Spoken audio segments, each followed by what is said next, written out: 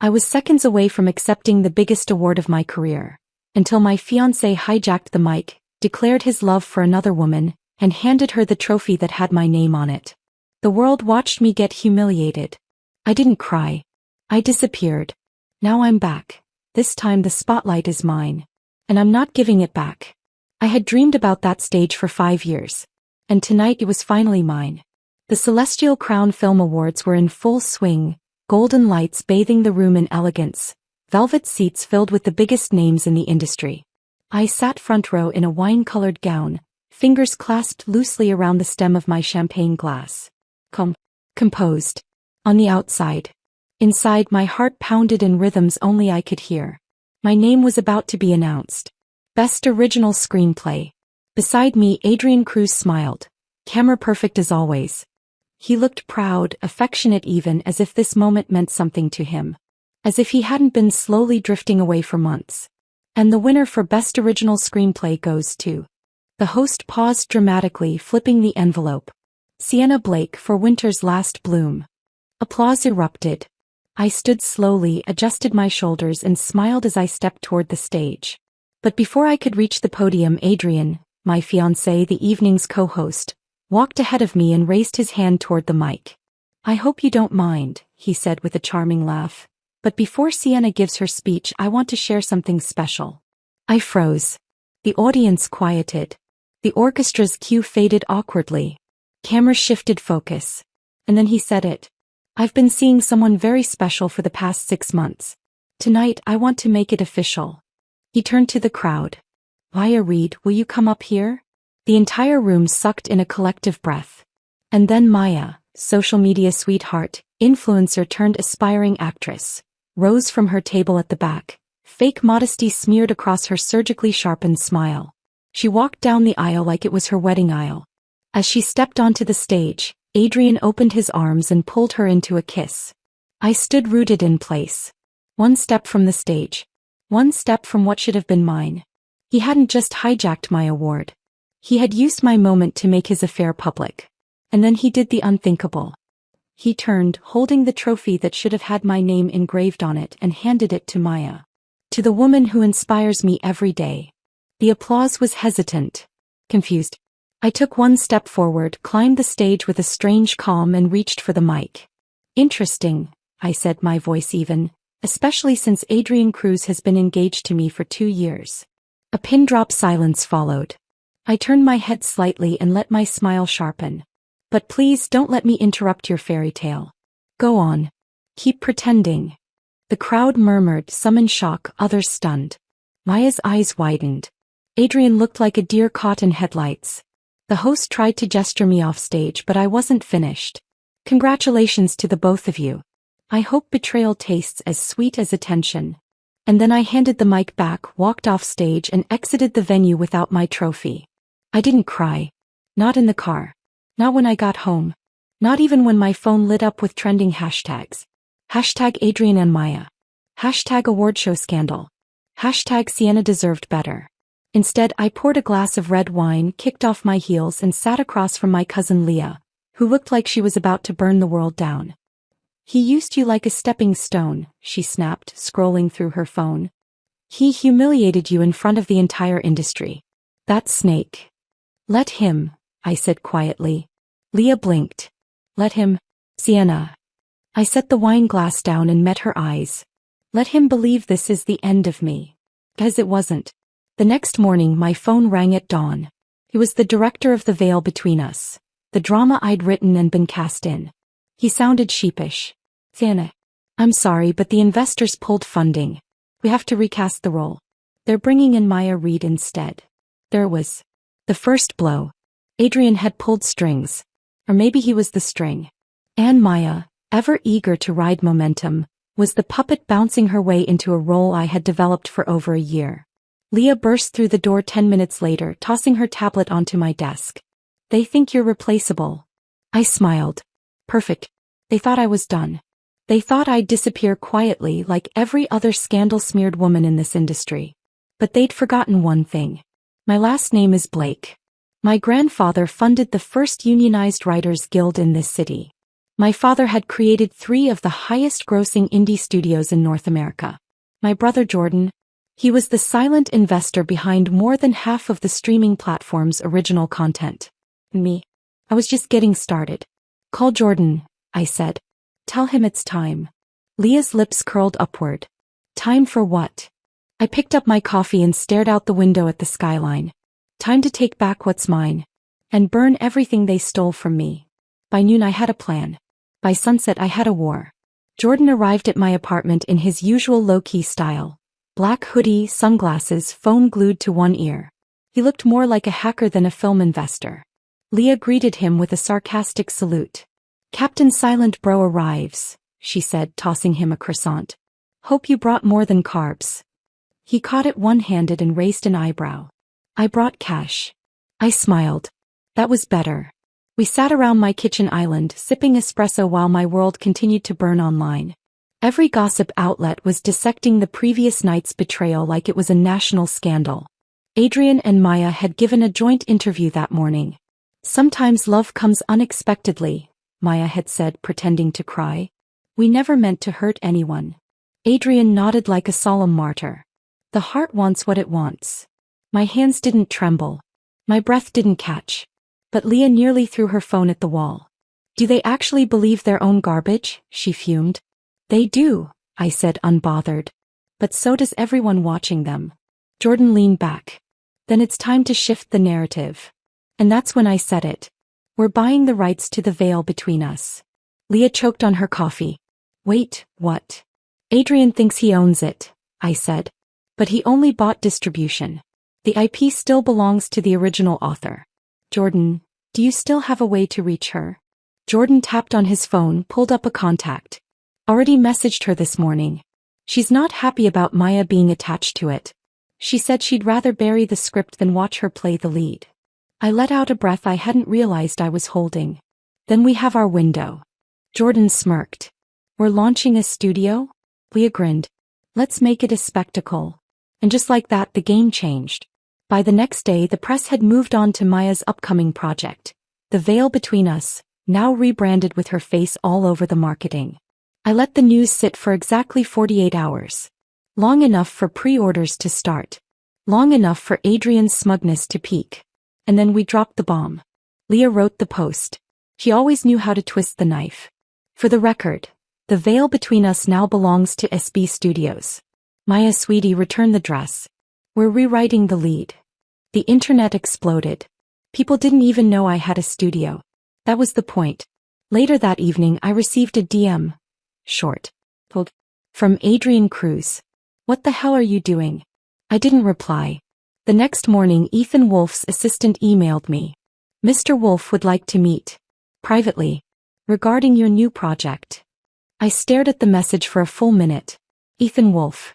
The Ethan Wolf. Reclusive director, cult favorite and box office genius. He hadn't worked in over a year. Rumors said he only took on stories that broke him first. And now he wanted mine? Jordan looked up from his coffee. Are you okay? Leah was already Googling stylists. Do you need an outfit that says, vengeful but visionary? I closed the laptop slowly. No, I'll wear black. Let's not confuse the message. Ethan Wolf didn't wait in trendy cafes or rooftop bars. He waited in an empty soundstage. One I recognized, it was the old backlit my father used to bring me to as a child. Dust floated in golden sunbeams slicing through the rafters. He stood in the middle back to me reading a printout of my script. I stopped a few feet away. You called. He didn't look up immediately. When he finally did, his eyes were a shade of storm gray, quiet, assessing, impossible to read. I watched your awards speech, he said simply. That wasn't a speech, I said, folding my arms. That was a rupture. His mouth quirked. He was honest. Brutal. Controlled. You mean savage. I mean captivating. I didn't know what I expected from Ethan Wolf. Maybe cold arrogance. Maybe standoffish brilliance. But he was something else entirely. Measured, sharp, dangerous in a way that didn't need to raise its voice. He handed the script back to me. I'll direct it. I blinked. Just like that. I've seen the other version. They butchered your pacing. Your protagonist became a pretty shadow. Sounds like Maya, I murmured. He didn't smile. This story is about grief and survival. Not mascara and Instagram filters. I stared at him. You're serious? Only ever. And just like that, our war became a revolution. Leah was practically dancing when I returned. Ethan Wolf, she screamed. You got Ethan freaking Wolf? Jordan raised an eyebrow. That'll shut them up. No, I said, my voice hardening. That'll shut them down. We posted the announcement at 10 a.m. sharp. By 10:17, Maya's team released a panicked press statement denying any misuse of intellectual property. By noon, Adrian's investors started pulling out. And by midnight I got another message. From Ethan Wolf. Let's meet again tomorrow. I have some notes. And also, I hate to admit it, but I'm curious to see how far you'll go. I stared at the screen for a long time. Then I replied, far enough to make sure they remember my name. And forget yours. The first day of auditions arrived wrapped in nerves and espresso. Leah showed up in head-to-toe black leather, looking like a PR assassin, while Ethan wore a gray hoodie and black jeans like he was auditioning to be the silence in a thriller. I, on the other hand, wore a fitted navy dress and red lipstick, because if I was going to rebuild my career from the ashes, I'd do it in style. Let the games begin, Leah muttered as she opened the door to the studio lobby. And just like that, the hall flooded with actors. Some I knew, some I didn't. All of them had heard the rumors. That the veil between us was no longer Adrian Cruz's baby. That I was the new executive producer. And that Ethan Wolf, the director known for never compromising, was now attached. In the industry that made our project gold. And it made me the woman to impress. Ethan sat quietly in the director's chair, flipping through headshots. Every now and then he glanced up at the stage where an actor stumbled over a monologue. I sat beside him, notebook in hand, noting body language and micro-expressions. But it wasn't until he walked in that things shifted. Dylan King. Dark eyes. Lean build. A slight crooked smile like he knew a secret. He'd starred in a few indie films and was known for playing complex roles. He stepped onto the audition platform, looked directly at me and nodded. Ready when you are, he said. Then he began. And the room went still. He didn't perform the lines. He lived them. Pain, hesitation, grief. It was like he'd borrowed my heartbreak and fed it through his bones. When he finished, I couldn't speak for a second. Ethan turned to me. Thoughts. I gave the faintest nod. He's him. That was all Ethan needed. He wrote something down and moved on to the next name. By the time we wrapped, Ethan and I had narrowed the list down to a final cast. The supporting roles still needed refining, but the male lead? Blocked. Leah leaned over my chair, whispering, You know Maya's going to lose it when she sees the casting list. She should have lost her mind when she accepted a role she never earned, I muttered. As if summoned by karma, my phone vibrated. Unknown number. I didn't answer. Then it vibrated again. And again. And finally I picked up, out of morbid curiosity. Hello. Sienna, came Maya's voice. Unfiltered. Breathless. A little cracked. I blinked. You do realize we're not friends, right? I didn't call to pretend, she said quickly. I wanted to talk. Please. For a moment I considered hanging up. But something in her tone made me pause. Talk fast, I said. I didn't know Adrian was going to do that on stage, she rushed. I mean, he told me he would make an announcement, but I didn't know it would be your award. I stayed silent. I swear I never wanted to hurt you like that. He promised me everything. Said you were over. Said you'd given up. I closed my eyes. You knew we were engaged. She fell quiet. I was young, she said finally. Stupid. But Sienna, this world, it eats people alive. I've worked for everything I have. I let out a cold laugh.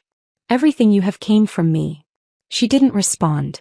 I gave you the benefit of the doubt once, I said. That was my mistake. I won't make it again. Before she could beg further, I ended the call. The next morning we made the casting announcement. Official press release. Dramatic posters. A teaser video narrated by Ethan Wolf himself. The response was seismic. The real veil between us begins. Dylan King and Sienna Blake? That's the duo we didn't know we needed. Why who? Within the hour, Maya released a desperate apology video online. She wore no makeup. Her voice trembled. Tears balanced perfectly in the corners of her eyes. I made mistakes, she said. I got caught up. But I'm human. I hope you'll all give me a second chance. It was PR 101, remorse, vulnerability, and manufactured humility. But this time, no one bought it. The top comment read, "If Sienna Blake can get betrayed on stage and rebuild an entire studio in 3 weeks, Maya can cry without mascara." Another said, "Public sympathy is for victims, not co-conspirators." Maya's apology trended for a few hours, then fizzled. She was being replaced in brand deals. Adrian's team had gone radio silent. Their fairy tale had cracked. And I hadn't even released the trailer yet. That night, Ethan invited me to his private rooftop. The air was crisp. The city glittered beneath us like it was watching. "I heard about Maya's little pity parade," he said, handing me a glass of wine. "She's scrambling," I replied, trying to paint herself as the victim. Ethan leaned against the railing beside me. "Do you regret any of it?" I took a sip, slow and quiet. Not a single second. He didn't respond at first. Just looked out over the skyline. Then gently, "I admire it." I turned. "Admire what?" "The way you took control. Most people would have cried quietly and disappeared. You went to war." I laughed softly. "You say that like I had a choice." "You did," he said. "You chose the hard path. The one where you build everything yourself. And now you're stronger than all of them." There was something in his eyes. Something still and intense. Not lust. Not flirtation. But interest. Genuine, complicated, respectful. "I don't fall easily," I said, suddenly unsure why I needed to warn him. He gave a slow nod. "Then maybe you'll fall safely." My breath caught. Not because he leaned in, but because he didn't. He let the moment hang, unspoken, magnetic, and then shifted back into safe conversation. Professional. But protective. Cold. But somehow warm. When I got home, I stared at my reflection in the mirror. The woman looking back at me wasn't the same one who'd stood frozen on stage, watching her fiancé give her trophy to someone else. This woman had fire in her eyes. And an empire at her fingertips. The morning after the rooftop conversation with Ethan, I woke to a barrage of notifications. Articles. Mentions. Emails. My inbox was practically on fire. Maya Reed files defamation lawsuit against Sienna Blake. Adrian Cruz breaks silence. I never meant to hurt her. Legal showdown brewing between former lovers? Leah burst through the door 5 minutes later, hair tied up in a furious bun, holding 2 coffees and 1 binder labeled Maya's Nonsense. "She did it," Leah growled, handing me the coffee. "Filed the suit at 6 a.m., sent the media copies at 6:05. I scanned the document. Claims of public humiliation, career sabotage, emotional distress. I couldn't help the laugh that slipped out. She really put emotional distress in writing after publicly stealing my award and my role? Leah grinned. I added a sticky tab on that part. Our legal team's going to frame it. Later that afternoon, Ethan walked into our production office just as I was finishing a call with our lawyer. Without a word, he handed me a manila envelope and sat on the corner of my desk. "What's this?" I asked. "Insurance," he said. "Let's make sure she doesn't forget what the truth looks like." Inside the envelope was a timeline. Dates, contracts, email threads. Ethan had traced Maya's communications and Adrian's backroom deals leading up to the awards show, including the early payment Maya had received before she was even officially attached to the veil between us. I looked up at him, stunned. "You did this." "I have contacts," he said simply. "And I don't like when someone tries to destroy my executive producer." My fingers curled slightly around the edges of the papers. I wasn't used to this kind of clean, quiet protection. Not from men. Not after Adrian. "You didn't have to," I said. Ethan met my eyes. "I did. It wasn't flirtation. It wasn't a favor. It was something rarer. It was alliance." By the next morning, Leah had released a surgical public statement through our studio's account. "We have received the legal documents and are confident in our position. Evidence contradicting the claims will be provided in court. Until then, we will continue to focus on creating impactful stories and ethical storytelling." The internet loved it. Especially when a follow-up post from Entertainment Verdict leaked Ethan Wolf's timeline, the very one he'd given me. Suddenly, the lawsuit began to look like a desperate move. Public opinion tilted again. Hard comments flooded in. So Maya got paid in advance, lied about it, then sued? Bye. That man is a snake. And she's the one who danced in his garden. Sienna Blake's patience is a form of grace. I'd have dropped names by now. That evening, as if the world hadn't already crumbled for them, Adrian Cruz posted a long, pitiful video to his personal channel. He wore a hoodie. Dim lighting. No music. The classic, please feel bad for me aesthetic. I never meant for things to go this way, he began, voice thick with manufactured guilt. Sienna and we had something beautiful. But we drifted. And when I met Maya, I stopped the video. I'd heard enough. Leah shook her head. He's doing damage control. I give it 3 days before he shows up at your office pretending to be concerned. I wasn't worried. I was angry. But not in the uncontrolled way I used to be. Not the kind that screamed or broke things. This was sharper. Colder. This was the kind of anger that built studios out of spite and turned whispered insults into headlines. Ethan texted me later that night. He's spiraling. Skid. He underestimates what you've become. I replied. He thinks this ends with a public apology and a sad video. He doesn't realize I'm not trying to destroy him. I'm just not saving him anymore. Ethan's response came after a minute.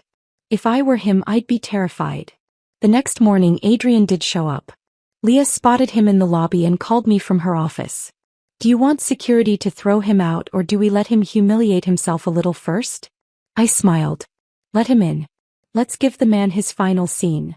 When he entered the room, he had the nerve to look surprised by how much the place had changed. Walls filled with our concept art awards and our logo shining like a crown. SB Studios. I sat at the head of the conference table, calm as still water. Sienna, he said. You look amazing. And you, I said evenly, look like a man whose investments just evaporated. He laughed awkwardly. Look, I know you're mad. But this doesn't have to keep going. It already ended, I said. Back when you gave my award to your side project. His smile faded. I came to offer a truce. You came to ask for a lifeline, I corrected. He leaned forward, tone low. Maya's cracking. She won't survive this. And you, if you keep going, people are going to say you're vindictive. Let them, I said. Then what do you want? He snapped. A public apology? Me on my knees? What? I stood, walking to the door. What I want, I said, pausing, is for you to watch me win everything you thought you took. As he turned, defeated, to leave, Ethan appeared in the hallway behind him. He had his arms crossed, gaze cool, unreadable. Adrian blinked, clearly thrown. Ethan Wolf. Ethan didn't even blink. I'm exactly where I want to be. Adrian opened his mouth again but thought better of it. He walked out, shoulders slumped, ego crushed. Ethan looked at me as the door closed. You handled that well. Better than I would have a month ago. Want to spar over a new scene edit? I grinned. You're on. That night, I posted one line to social media. The story they stole is being told the right way now. Thank you for waiting. It trended for 3 days straight. And Ethan Wolf commented beneath it. The best stories are born in fire. You're the flame. The first day of filming should have felt like pressure. Instead, it felt like vindication. The studio lot buzzed with life. Crew hustling across set, costumes hanging in racks, script pages being fanned like playing cards. It was the most alive I had felt in weeks. I arrived early, coffee in hand, and found Ethan already there, head down, reviewing shot lists, completely absorbed. Morning, I said. He looked up, slow smile breaking through. You ready to make history? I already did, I replied. This is just the cinematic version. He chuckled, and the way he looked at me then, like he was proud, like he saw me fully, was worth more than any award ever could have been. Filming began with a tense scene, the protagonist confronting a man who betrayed her publicly. Dylan King, now in full costume, stood across from our lead actress, Lana Jean, a Broadway veteran with cutting cheekbones and fire in her eyes. I watched from behind the monitor as she delivered my words. Words I had written on a sleepless night post-betrayal. You gave the world your confession and you gave me the silence. So don't come crawling back now, begging for forgiveness in a language I no longer speak. The entire room held its breath. Ethan nodded once. Cut. I exhaled. Leah clapped slowly. Damn. That was personal. I smiled. They always are. After the first week, buzz began to build. The press kept trying to label the veil between us as a scandal project. But our team made it impossible to ignore the quality. Behind-the-scenes clips showed real chemistry. Our cast interviews went viral for being sharp, intimate, and refreshingly unscripted. Fans began speculating about a new power couple. Me and Ethan. We weren't feeding the rumors. But we weren't exactly denying them either. He stayed close on set. Always professional. But his presence was steady, grounded, quietly protective. Like the time a tabloid journalist snuck onto the lot posing as a background extra. I didn't even notice until Ethan leaned in and murmured, "Third row brown jacket. He doesn't belong." Security had him removed in 10 minutes flat. "You have eyes everywhere," I told him. "I protect what's mine," he replied without flinching. It wasn't flirtation. It was a warning. And I felt it, deep, reverberating. One evening as I was reviewing dailies, Leah burst into my office holding her tablet like it was a ticking bomb. "You are not going to believe this," she said, practically vibrating. "Prime Watch wants you for a one-on-one." "Who?" "Prime Watch. That investigative talk show. The one that brought down that corrupt CEO last year and exposed 3 celebrity cover-ups in a month." I blinked. "They want me. Not just you. They want the story. Full hour. National broadcast. No edits." For a second I hesitated. I'd spent weeks rebuilding, reclaiming, quietly fighting my battles with power and precision. But now, this would be loud. This would be firebombs over bridges. Leah watched my expression. "You don't have to say yes. But, if you want the world to hear the truth from you, this is the moment." My fingers drummed on the edge of the desk. "Do I get to approve the final cut?" "They'll let you record the whole thing for legal protection." "Then set it up," I said. "I'm ready." I told Ethan that night on set, during a late shoot under pouring artificial rain. He didn't react the way I expected. "No," he said flatly. I blinked. "No. I mean, I don't like it," he clarified. "It's risky. They'll bait you. Twist things." "I know how to hold a line," I said. "I'm not worried about your words," he replied. "I'm worried about the aftermath. The backlash. People will dig deeper. They'll go after your family. Your friends.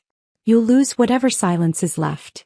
I walked over to him slowly, the rain hissing behind us, steam rising off the pavement. "You once told me you protect what's yours," I said softly. "I do. Then trust me when I say, this is mine. This story. This voice. This choice." He looked at me for a long moment. His jaw clenched. Then finally he nodded. "Then I'll be there," he said. "Backstage. Just in case."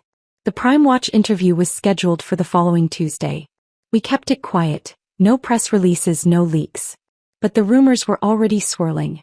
I spent the weekend in prep, reviewing statements, going over receipts, building a timeline with Leah like it was a war dossier.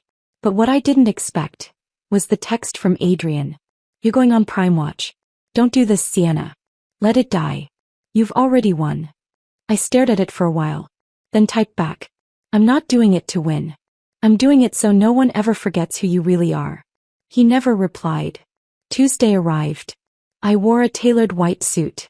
Hair pulled back. Minimal makeup. I wanted nothing to distract from my words. Ethan walked me to the green room, eyes scanning every hallway like he was ready to block bullets. "You don't have to go in with me," I said. "I know," he said. "But I'm still here." The interview room was freezing. The cameras already set. The host, Monica Greer, greeted me with that calm, lethal grace only seasoned journalists had. "We'll start soft," she said. "But I won't be pulling punches. I wouldn't respect you if you did." And then we began. The studio lights buzzed above me, too white, too cold. The Prime Watch set was quiet, save for the steady hum of camera equipment and the low murmur of producers behind the glass. Monica Greer, the host known for dismantling billionaires with a single look, sat across from me in a sleek black blazer. Her expression was neutral, but her eyes were sharp. Watching. Calculating. She waited until the red light blinked on before she smiled. "Good evening," she said smoothly. Tonight we have with us Sienna Blake, actress, writer, producer, and the woman at the center of one of the most explosive scandals in the entertainment industry this year. I sat still. My white suit crisp. No jewelry. No flash. Just words. "Thank you for joining us," Monica said. "Thank you for having me. And just to clarify, you're here voluntarily without a PR team in the room, no pre-approved questions?" I nodded. "Correct. I have nothing to hide." Monica arched a brow. "Then let's begin." The first segment covered my career. My writing roots. My transition from screenwriting to acting. My quiet rise behind the camera. Monica was good, methodical, deliberate, but she hadn't touched the fire yet. Then she looked down at her notes and said softly, "Let's talk about the Celestial Crown Awards." Here it was. The clip played. Me walking toward the stage, Adrian stepping in, Maya joining him, the kiss, the trophy handed to the wrong woman. I watched without flinching. When the video ended, Monica looked up. "What were you thinking in that moment?" I met her gaze. I was thinking that for once, I should let a man humiliate himself uninterrupted. She blinked, then laughed, surprised. And after that, I realized they were both standing on a stage I built with my own words, while handing each other an award I earned with my own story. The studio was silent. Monica leaned in. "You said nothing for weeks after that."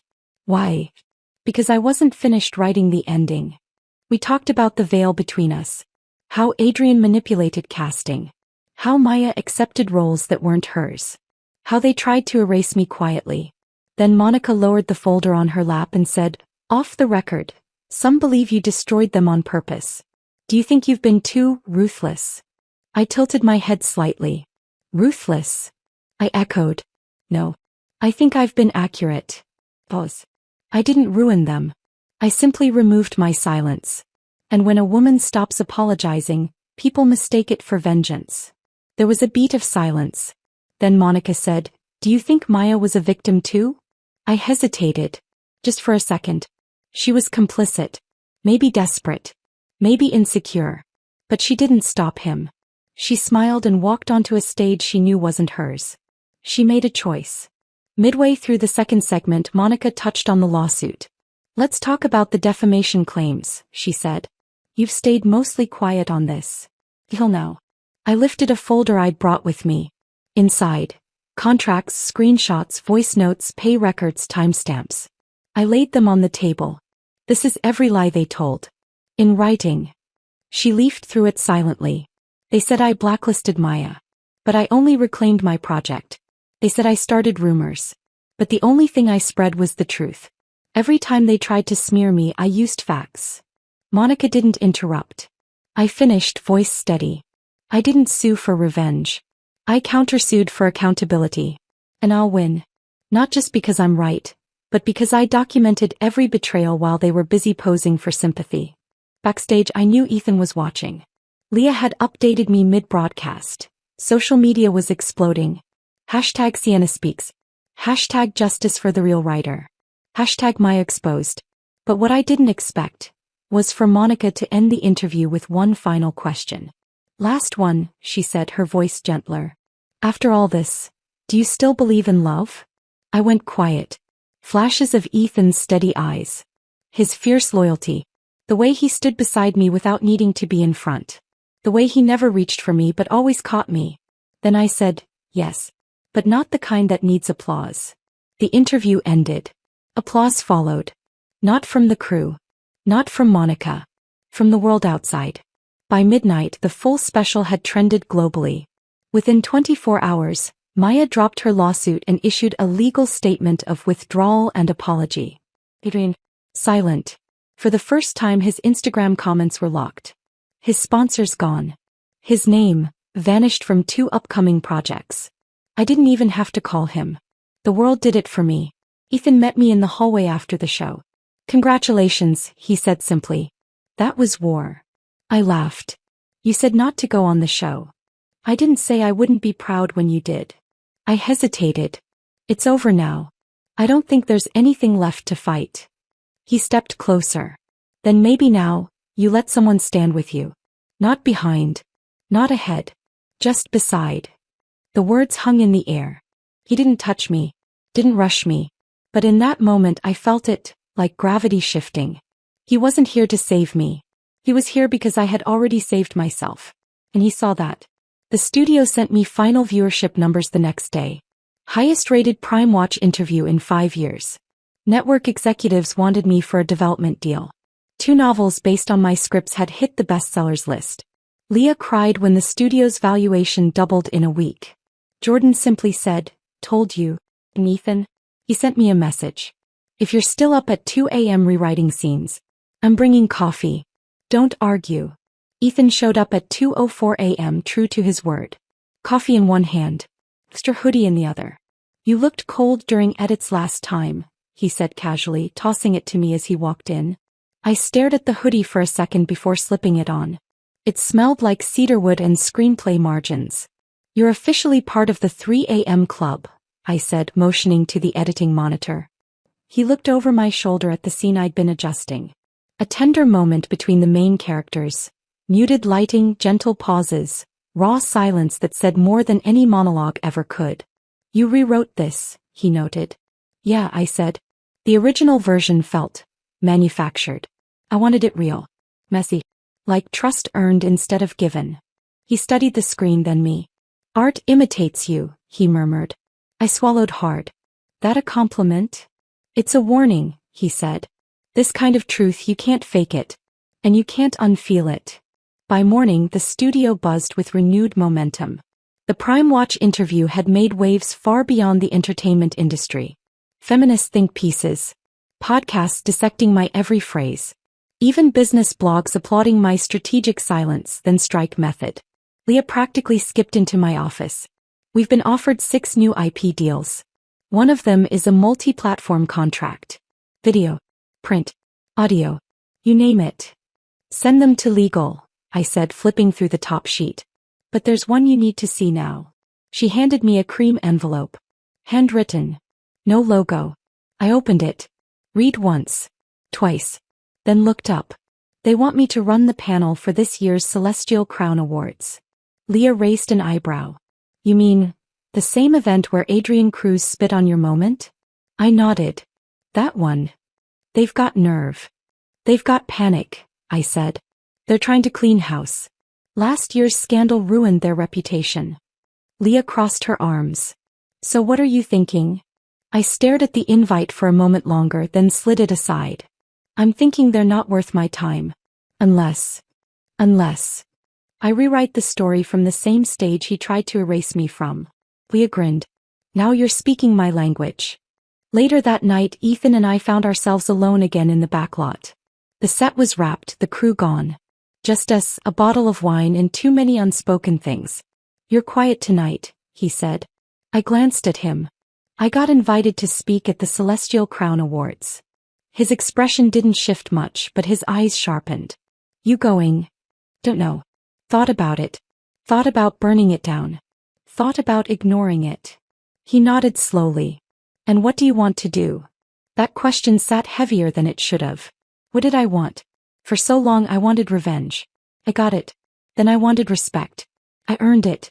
Now I wasn't sure. "I think," I said slowly, "I want peace." Ethan smiled faintly. "That's rare in this business." "Yeah, well, so am I." There was a pause. Not uncomfortable. Just thick with meaning. Then he said, "Sienna, I meant what I said the other night. That you protect what's yours? That I stand beside what I believe in." My breath hitched just slightly. "Are you saying that's me?" I asked more softly than I meant. He looked at me, really looked. "I'm saying I've seen every version of you now. Angry, ambitious, broken, terrifyingly brilliant. And I've never respected someone more." There was no dramatic music. No big swell. Just the quiet kind of confession that doesn't demand anything in return. But somehow gives everything. I didn't kiss him. Not yet. But I didn't look away either. The next day a new storm broke. A leaked audio recording surfaced. Drunk. On a call with an investor. His voice slurred, his words venom. "Sienna's not some genius. She's just the girl who got lucky. I made her. All of this, it was me." The backlash was swift. My inbox overflowed. Fans, journalists, fellow producers. Everyone wanted a response. Leah stormed into the editing suite, tablet in hand. Do we hit back? Public statement? Lawyer threat? I shook my head. No. She blinked. No. I don't need to reply. My work does it for me. Let him scream into the void. Ethan stood in the doorway, arms crossed. I have a better idea, he said. Don't respond. Replace him. Publicly. Visibly. On the record. He held up a proposal. His next film. Already funded. Already greenlit. And he wanted me to co-direct. I stared at him. You're serious? You've already proven you're a better producer than most of this industry. Now it's time to show them you're a better storyteller too. It wasn't just a job offer. It was trust. I'll do it, I said. But on one condition. What? You stop holding back. This time he hesitated. Then he stepped closer. One hand slipping gently around my wrist, grounding me. I've never wanted to rush you. I'm not rushing, I said. I'm asking. He studied me, then dipped his head just slightly. His lips brushed mine, soft, certain, anchoring. No performance. No spotlight. Just us. When he pulled away, he said, then I'm yours. Whatever this becomes, your story comes first. But I'll be in every chapter you let me. By the end of the week, the studio announced our next film. Co-directed by Sienna Blake and Ethan Wolfe. And the Celestial Crown Awards? I RSVP'd. As the keynote speaker. The night of the Celestial Crown Awards arrived cloaked in silk and irony. The red carpet shimmered under camera flashes. Whispers trailed behind me like perfume as I stepped from the car in a black satin gown. Simple, striking, and stitched with power. I wasn't here for revenge anymore. But that didn't mean I wouldn't be seen. Ethan walked beside me, dressed in a midnight black tuxedo with a charcoal pocket square that somehow matched the color of his gaze when he wasn't amused, which was most of the time lately. He didn't hold my hand. He didn't need to. He walked like a man who would stand in front of me if anything tried to hurt me, and like a man who knew I could burn everything down before it even got close. Inside, the ballroom was just as I remembered, gold-lit chandeliers, floor-length gowns, and fake smiles wrapped in expensive teeth. Except this time I wasn't just a nominee or a guest. I was the keynote speaker. And I was sitting front row. The very seat Maya once snuck into. The very space Adrian had stolen from me. Tonight it was mine again.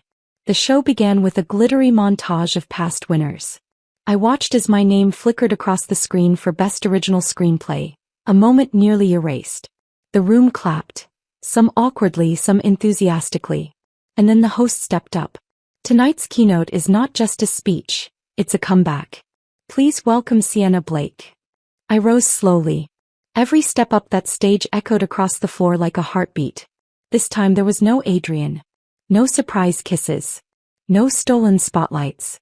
Just me, a mic, and a room full of people who once wrote me off. I stood there for a second. Let them wait. Then I began. A year ago I stood right about here. Only I wasn't the speaker. I wasn't even allowed to finish walking to the mic. My moment was hijacked. My work, dismissed. But betrayal is a funny thing. It teaches you who you are when applause disappears. I paused. And what I learned is that I don't need applause. I don't need a trophy to tell me I wrote something worth hearing. What I need, what every woman in this room needs, is to never let anyone else narrate our story again. They clapped then. A little stunned. A little hesitant. I let them. This industry thrives on reinvention. But let me be very clear. My story wasn't reinvented. It was reclaimed. I didn't rise from the ashes. I walked out holding the match. The room went still. Then, thunderous applause. I stepped off the stage to a standing ovation. But the moment my heels hit the floor, someone appeared in my path. Adrian Cruz. His hair was shorter. His tuck slightly too tight. His smile desperate. Sienna, he began, can we talk? I didn't respond. He followed me 2 steps, lowering his voice. I wanted to say I'm sorry. I've lost everything. I thought she loved me. She? I asked. You mean the woman you gave my award to? He flinched. It wasn't like that. I gave a cold smile. No. It was exactly like that. He reached into his pocket and pulled out a white envelope. Here, he said, voice low. It's the signed retraction. from the lawsuit, and my public apology draft. I don't want to fight anymore. I didn't reach for the envelope. Ethan was already at my side. He didn't say a word. Just stood behind me, tall, silent, formidable. Adrian looked between us. So that's it? He wins. I tilted my head. There's no competition. You lost me the day you thought I was something to step over. Adrian's mouth opened. But before he could speak, Ethan stepped forward. His voice low, dangerous. You should go. Adrian froze. Ethan's tone was calm, but it held weight. It wasn't a threat. It was a warning from a man who didn't need to raise his voice to protect what mattered. Adrian backed away slowly, the envelope still in his hand. Good luck, he muttered and disappeared into the crowd. I turned to Ethan. You didn't have to do that, I said quietly. Yes, I did, he said. Because I know you don't need rescuing. But that doesn't mean you should face your past alone. Later that night we returned to the rooftop where this all began. The city buzzed below us. Champagne in hand, heels tossed aside, I stood barefoot beside the man who had helped me remember who I was, even when I wanted to forget. Ethan held out a small box. I raised an eyebrow. This better not be a ring. He smirked. It's not. I opened it. Inside, a pendant. Small. Silver. Engraved with one word. Writer. I stared at it. I figured everyone keeps calling you a producer, an actress, a symbol, he said. But that's not what you started as. And it's not what you'll ever stop being. I touched the chain. It's perfect. Wear it, he said. Next time someone tries to rewrite your story, remind them who holds the pen. That night, as we stood watching the city sleep, he leaned down and whispered, I'm falling for you. My breath caught. You sure? He nodded. You terrify me. In the best way. I smiled slowly. Then fall carefully. I don't believe in safety nets. I'm not asking for one, he said. Just a place in your next chapter. The premiere night of The Veil between us arrived like a quiet storm. No chaos. No desperate PR campaigns. No scandals hiding in designer gowns. Just the weight of everything I'd fought for. All of it crystallized into a single film and a single evening. Red carpets no longer scared me. Spotlights didn't blind me. Because I wasn't walking into someone else's dream anymore. I was stepping into my own. And this time Ethan was at my side. Not behind me, not in front of me, but exactly where I had wanted him all along. The venue was a restored opera house lit in soft gold, humming with anticipation. Cameras flashed, voices rose in whispers of awe as the cast arrived. Dylan King. Lana Jean.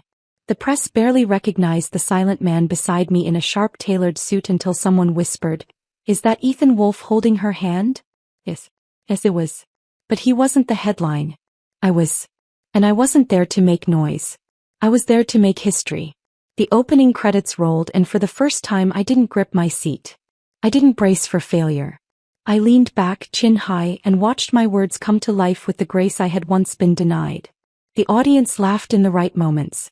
They held their breath in silence during the monologues I had written at 3 a.m. with tears slipping down my cheeks. And when the final line played, You thought you wrote me out. But all you did was give me a sharper pen. There was a pause. Then applause. Real, thunderous, standing ovation applause. I closed my eyes for a moment. And let it wash over me.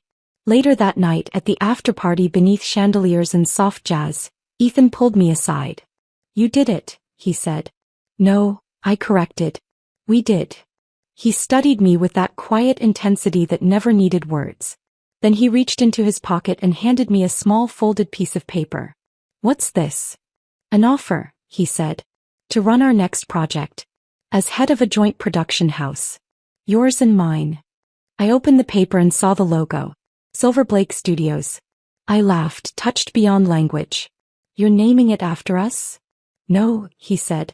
I'm naming it after the moment your story changed mine. As the night slipped into soft shadows and farewells, Leah appeared with a glass of champagne and the world's biggest grin. The ratings are in. Advance numbers just dropped. She held out her phone. I read the headline. The Veil Between Us breaks opening night records, hailed as a masterpiece of revenge and rebirth. I looked around the room. Familiar faces. New allies. Family. My crew. And Ethan, quiet watching always nearby. I never thought I'd get here, I said. You didn't just get here, Leah replied. You built here. Days later, I visited a quiet bookshop tucked in a corner of the city. No cameras. No attention. Just me. I walked to the shelf where the screenplay collection sat and ran my fingers over the title. The Veil Between Us, a screenplay by Sienna Blake. I smiled. Behind me, a little girl tugged her mother's sleeve and pointed. That's the woman who writes the movies. I turned and winked at her. Actually, I said, I rewrite the endings. Months passed. Maya moved to Europe. Quietly. Adrian faded from headlines. Deservedly. My studio flourished. But the most unexpected part? I was happy. Not loud, not manic, not the kind of happy you post online. The kind of happy where you wake up and the weight is gone. Where you write because you want to, not because you're proving you still can. Where you love someone who never once tries to dim you to shine brighter. One night, Ethan and I stood on a balcony overlooking the city. A soft breeze tangled in my hair. Did you ever imagine this life? He asked. No, I said. But I imagined the moment I stopped surviving and started living. And this is it? I looked at him, his hand in mine, my name on studio doors, my story in the hearts of millions. Yes, I said. This is exactly it. The spotlight he stole from me? I never needed it. Because I had something better all along. My voice. My fire. And now, finally, my peace. Dizzy.